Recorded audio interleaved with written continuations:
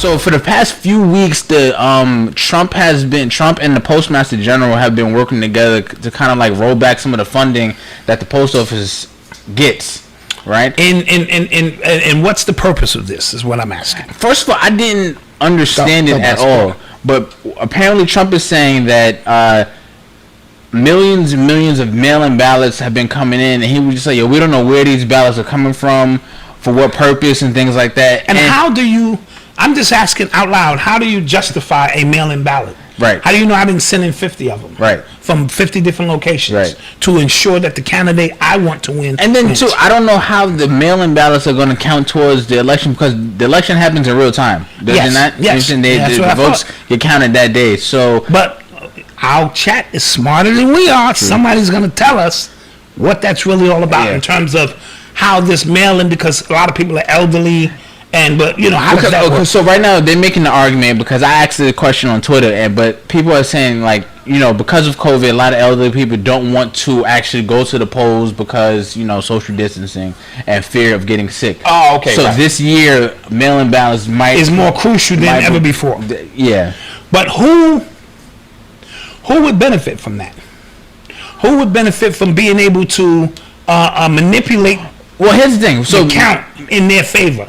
Would it be Democrats or would it be Republicans? Well, Democrats, the way they're talking about the mail-in ballots, like Trump is stealing this election, they apparently think they just have it won already. Who? Democrats. They think they have it won? Yeah, because they're saying Trump is doing all this because he knows he's going to lose. Listen, all I'm going to say is this. If they put Biden out there to debate Trump... they're not going to. I'm hearing even Obama has an issue like, yo, this dude worries me. So if they put him out there to debate Trump, he is going to get smoked.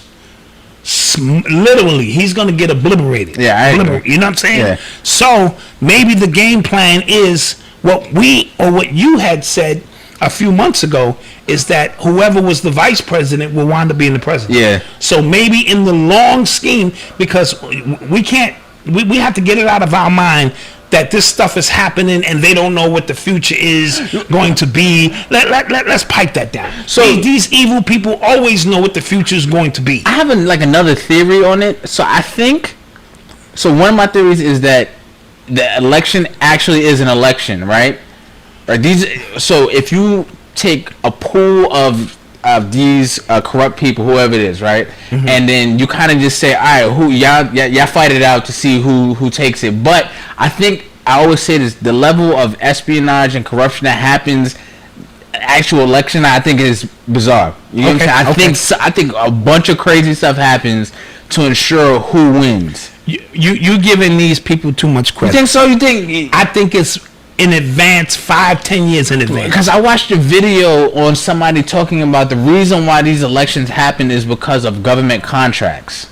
Could be. Right? So whoever is in the White House controls contracts. And the contracts is about money. Right, the contracts is about... But also remember, we always speak about the elite are never...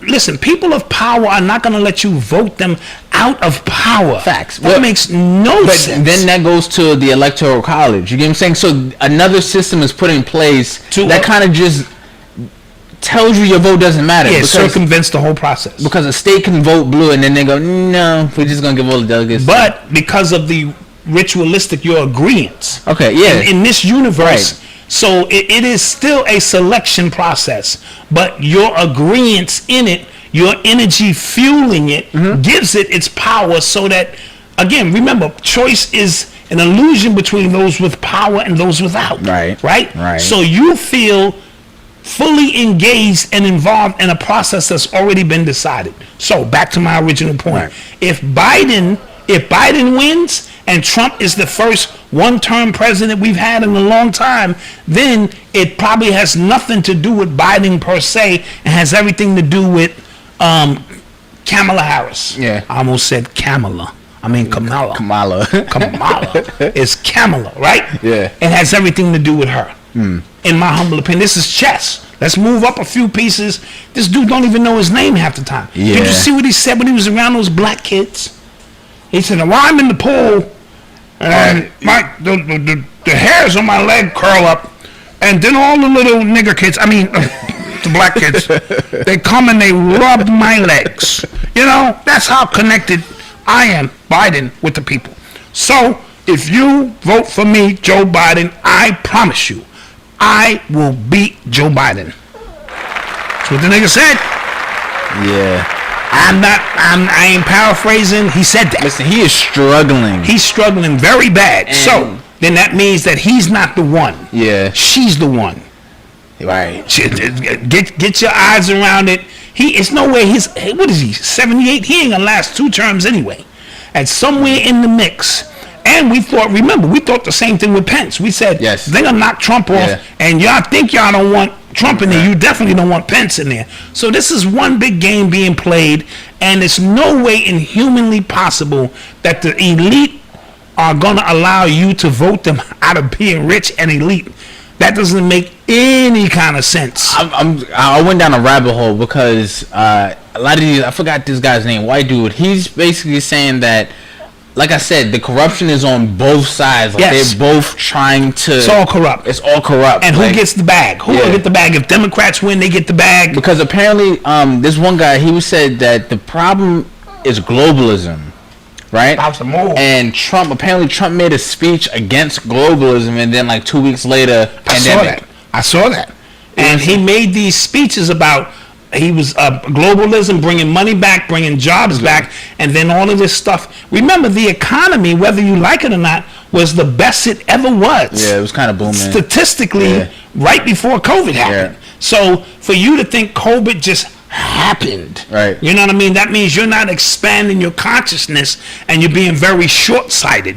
And things of this nature just don't happen. Yeah, somebody sent me a doc on YouTube. I watched it, and it was basically about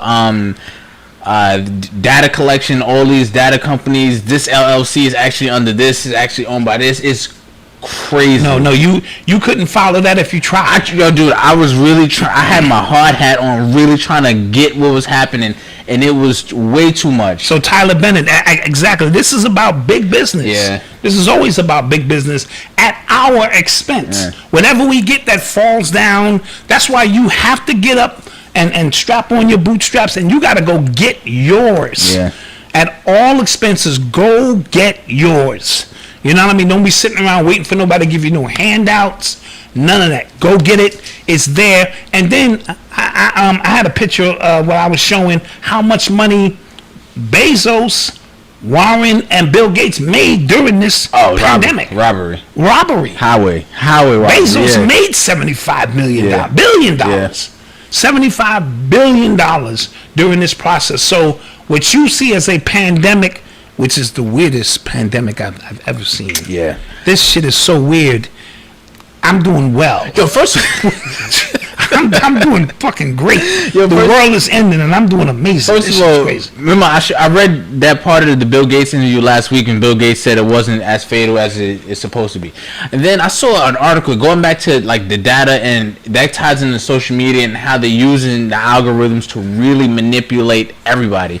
I saw a piece about Bloomberg today. It was an article saying Malaysia found a new strand of the COVID disease that's 20 times as worse. More infectious, not deadly, more infectious. Oh shit! Right.